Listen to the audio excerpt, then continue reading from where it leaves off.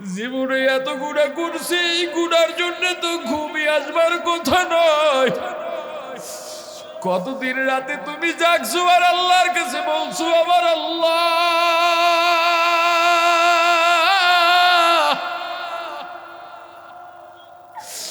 এত গুনাহ করছি, এই গুনার জন্য আপনার কাছে তো দাঁড়াবারও মুখ নাই।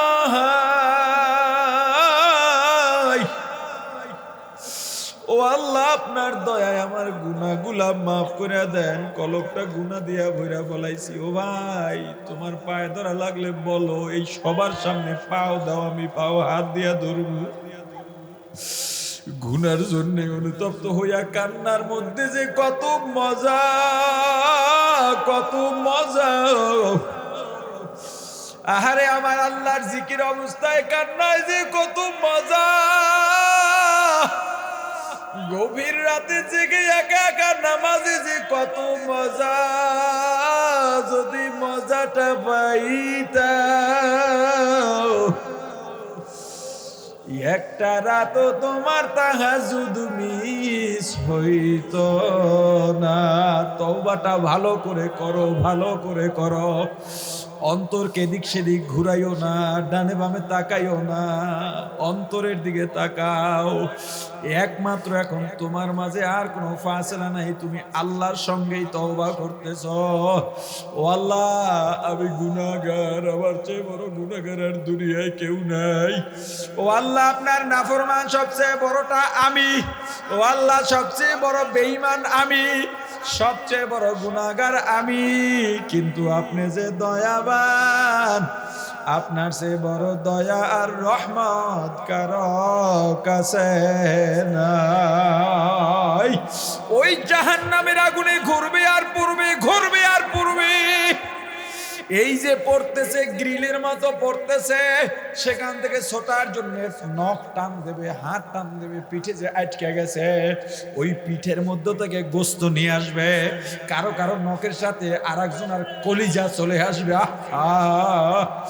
এক একটা এক এক দিকে গিয়ে পড়বে, পালাইতে পারবা না।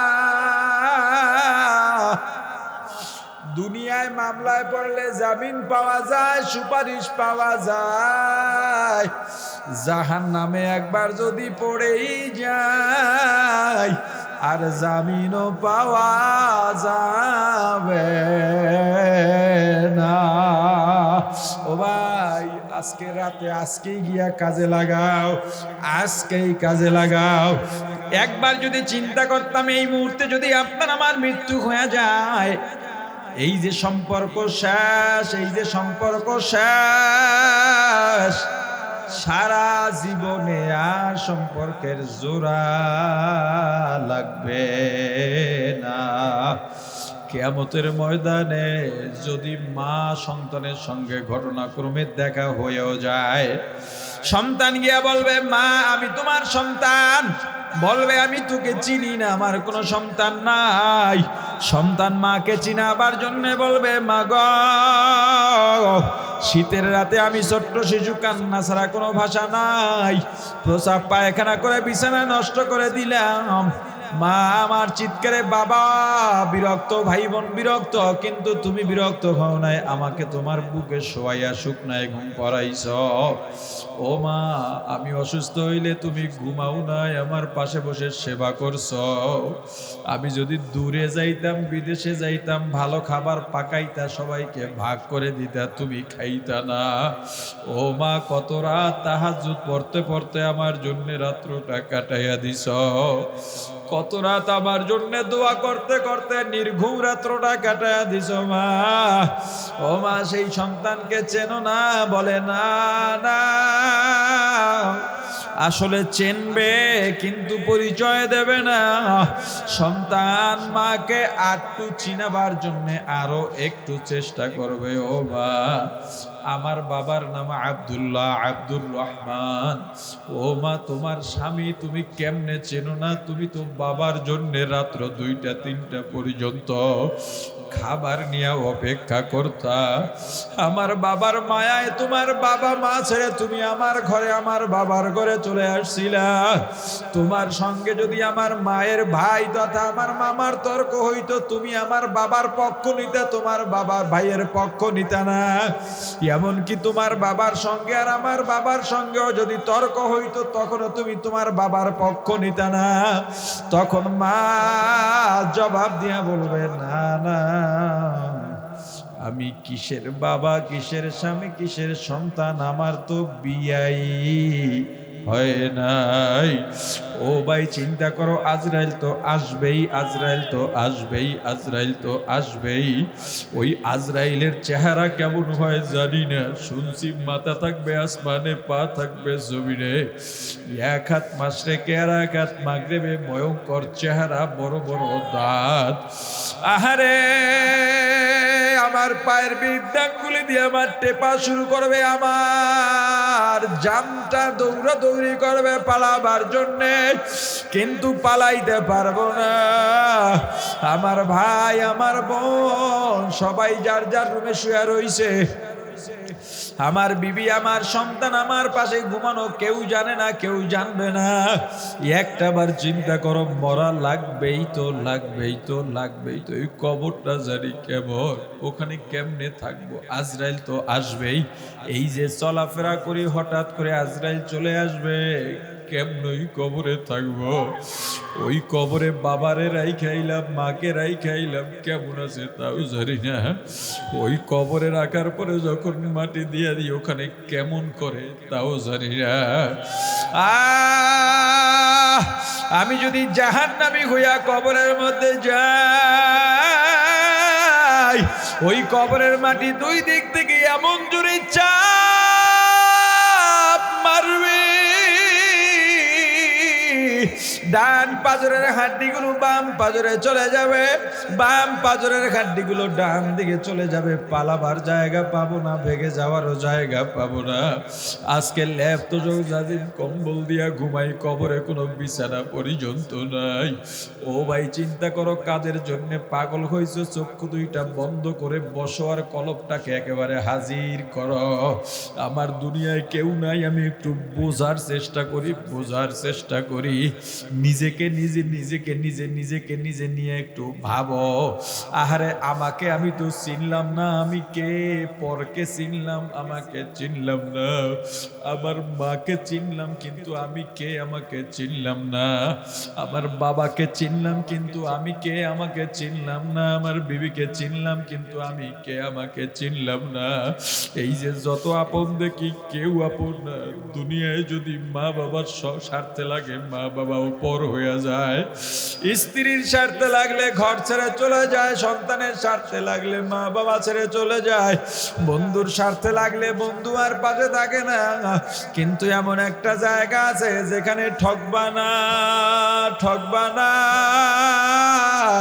যেখানে গেলে কেউ ঠকে না।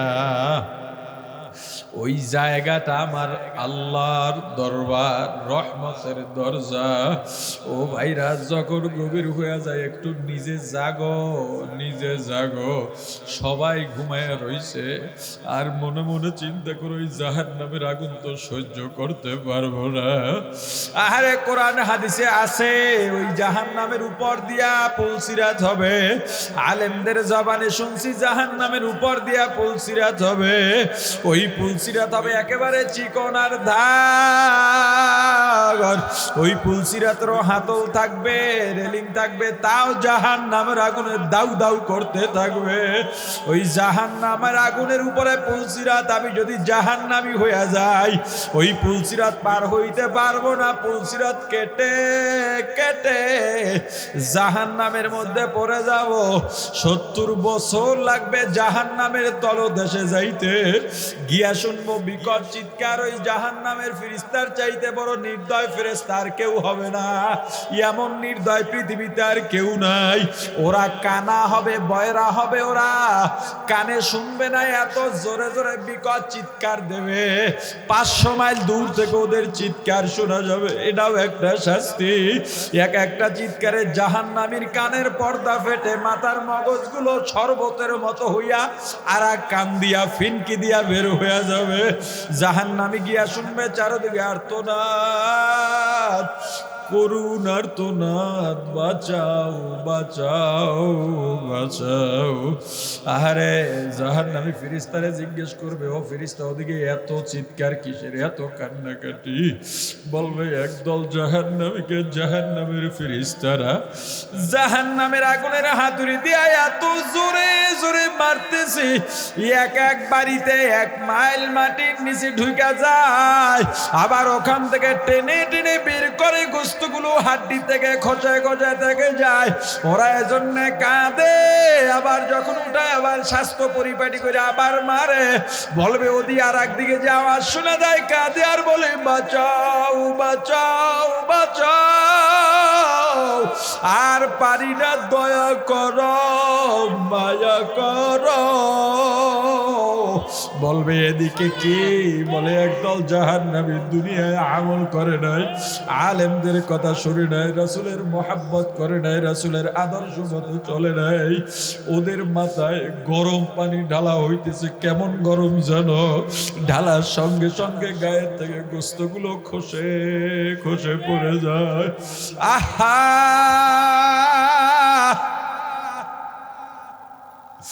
আর একদল জাহান্নামী জাহান্নামের ওয়াল বাইতে বাইতে 70,000 বছর ওয়াল পাওয়ার পরে আর মাত্র 1 হাত বাকি আছে। মনে কত আশা, এই বুঝি জাহান্নাম থেকে মুক্তি পাইয়া গেলাম, ওই উপরে আর এক হাত দেবে, এমন সময় পিছলাইয়া আবার গুরিন করে জাহান্নামের মধ্যে পড়ে যাবে।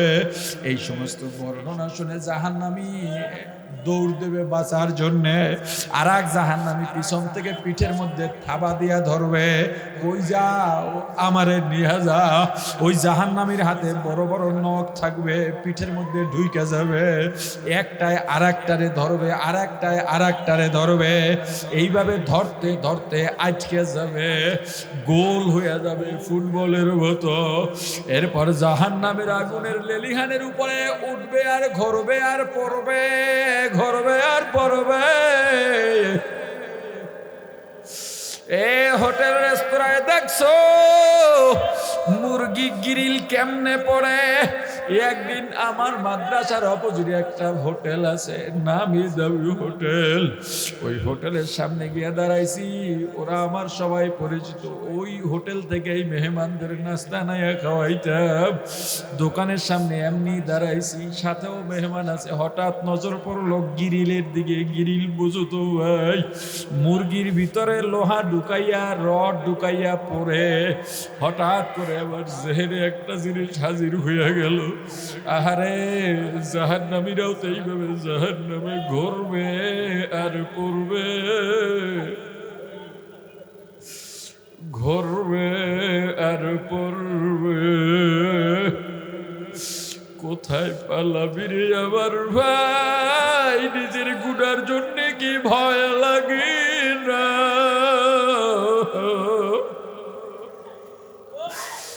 জীবনে এত গুণা করছি, এই গুণার জন্য তো ঘুমিয়ে আসবার কথা নয়।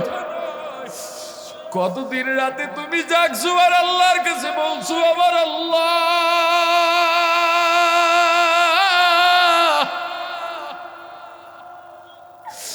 এত গুণা করছি, এই গুণার জন্য আপনার কাছে তো দাঁড়াবারও মুখ না।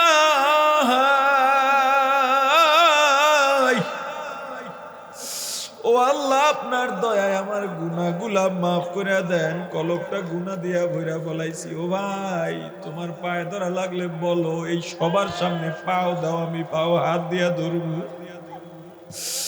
গুনার জন্য অনুতপ্ত হইয়া কান্নার মধ্যে যে কত মজা, কত মজা।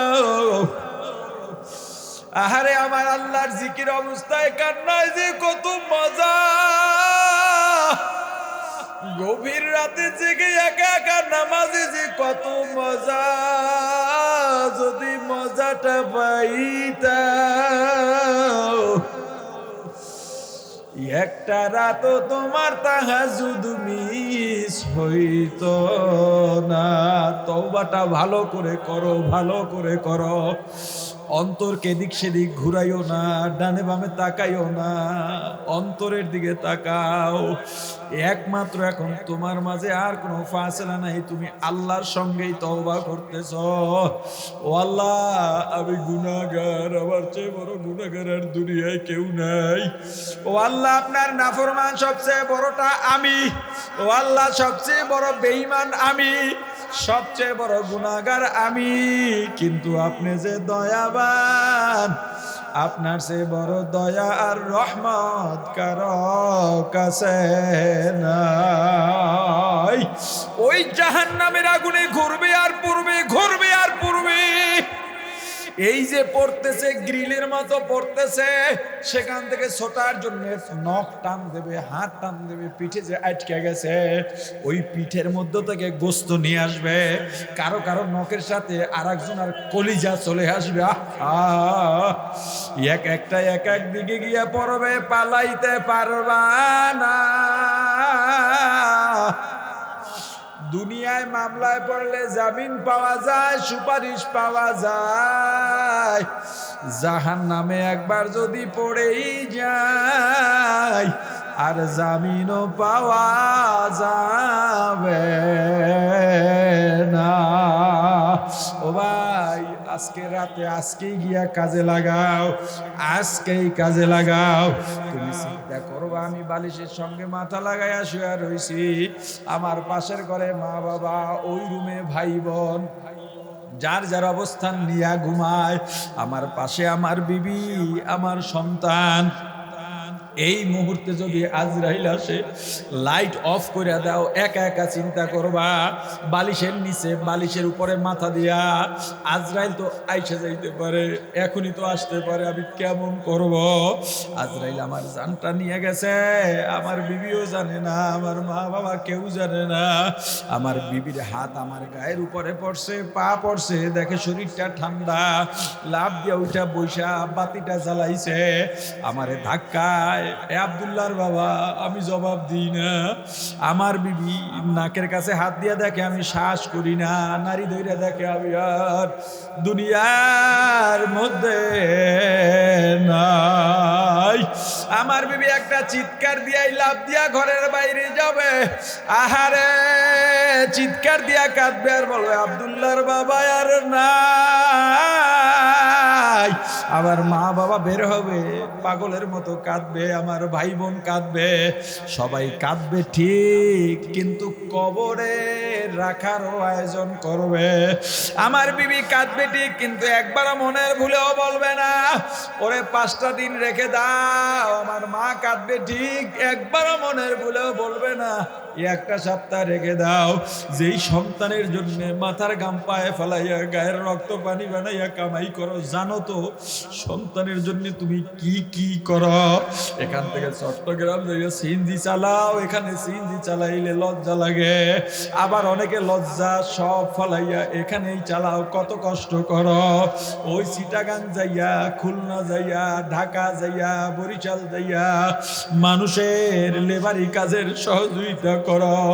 আহা, 1 বছরে একটা মিষ্টি খাও নাই, আজকে মনে চাইছে আমি একটা মিষ্টি খাবো। নতুন দোকান উঠছে লক্ষ্মীপুরে, ভালো মিষ্টি। দোকানে ঢুকছো, বিবি ফোন দিছে, ও স্বামী, তোমার আমার সন্তান আজকে মাদ্রাসা থেকে বাসায় আসছে, কি লাগবে? বলে পরীক্ষার ফি লাগবে, তুমি মিষ্টিটা খাবা, কত আশা কইরা দোকানে গেছো, মিষ্টি আর খাও নাই, সন্তানের জন্য টাকা নিয়ে আইছ। আহার ঈদের সময় তুমি ছেঁড়া জুতা সেলাই কইরা বললা, পুরান জামাটা ধুইয়া স্তরে করে ঈদগায় গেল, আর সন্তানকে নতুন কাপড় দিয়া ভরায়া দিলা, যেই সন্তানকে এত মায়া করছ আর ওই সন্তানও বলবে না আমার বাবাকে 2টা দিন পরে দাফন দাও, বরং সবাই বলবে নামাও নামাও নামাও নামাও। এই কলবটারে বুঝাও, কেউ জায়গা দেবে না। কত যত্নের পাখি তুমি, কাজল বরণ টিয়া, সময় হলে যাইবা চলে এই দুনিয়ার সব তুইয়া। আইসি একা যাইব একা,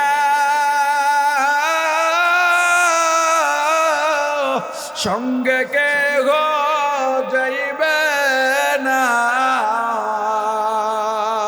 দিন 2-4কে দেখে হো ফিরে তো আর চাইবে না। একটু মনটারে বুঝাও, ও মন আমি তো মরেই গেলাম, আর কি আছে দুনিয়ায়? আমার ওই জমিনে ধান অর্ধেক রোপণ হইছে, এই বাকিটা আমি আর রোপণ করতে পারবো না। যাদের জন্য কামাই করছে ওরা ভাগ বাটোয়ারা করে নিয়ে যাবে, কিছুই তো সাথে নিতে পারলাম না। আহারে সবাই কান্দে ঠিক, এর মাঝে একদল গেছে বাঁশ আনার জন্যে, আর একদল দৌড়ে গেছে কবর খোঁড়ার জন্যে। বিদায় দেওয়ার আয়োজন, আমার মায়া কারো মধ্যে নাই। বিদায়ের আয়োজন কত দ্রুত বিদায় দেওয়া যায়। একজন গেছে মসজিদে খাটি আনার জন্যে, আর একজন মাইকে জানাইতেছে শোক সংবাদ, আমাদের অমুক ভাই আর দুনিয়ায় নাই। আহারে বড়ই পাতা পানি দিয়া গরম করতেছে, মশারি টানাইতেছে, কাপড় কেটে রেডি আমাকে গোসল করাইয়া পাতলা 3খানা কাপড়ের প্যাকেট বানাইয়া ওই মুর্দার খাটে শোয়াইয়া দেশে আমার ছোট্ট ছেলেটা, ছোট্ট মেয়েটা। আহারে আমি রাত 10টায় ফিরল, ওরা বইসা থাকতো, দৌড়াইয়া কোলে উঠতাম, কি নিয়ে আইস? আমি সকালে ঘুম থেকে উঠতাম, ফজরের সময় ওদের মাথায় হাত বুলাইয়া নামাজ পড়া কাজে বের হইয়া যাইতাম। খাবারের সময় ওদেরকে কাছে না পাইলে ভালো লাগতো না। ওরা আমি 1 সপ্তাহের জন্য বাইরে গেলে ভিডিও কলে কথা না বললে ভালো লাগে না। ওই সন্তান আমার পায়ের কাছে